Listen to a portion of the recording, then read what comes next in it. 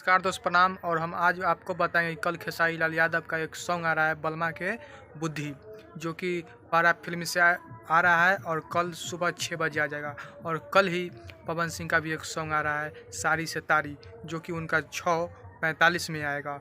और उस सॉन्ग का टाइटल है सारी से तारी, जिसका टीजर आज आ गया था और वो 12 घंटा में 1 मिलियन क्रॉस कर गया है। वो भी बवाल सॉन्ग है। और खेसारी लाल का भी कल आ रहा है बलमा के बुद्धि 6 बजे। तो खेसारी लाल का आएगा 6 बजे और पवन सिंह का आएगा 6:45 में।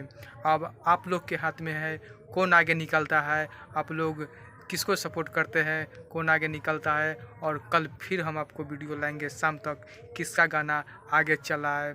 तो खेसारी लाल का आ रहा है बलमा के बुद्धि पारा फिल्म से कल 6 बजे, यानी 17 मई को। और पवन सिंह का भी आ रहा है 17 मई को सारी से तारी 6:45 में। दोस्त, चैनल पर नए हैं तो चैनल के सब्सक्राइब कर लीजिए, लाइक कमेंट शेयर कीजिए। धन्यवाद।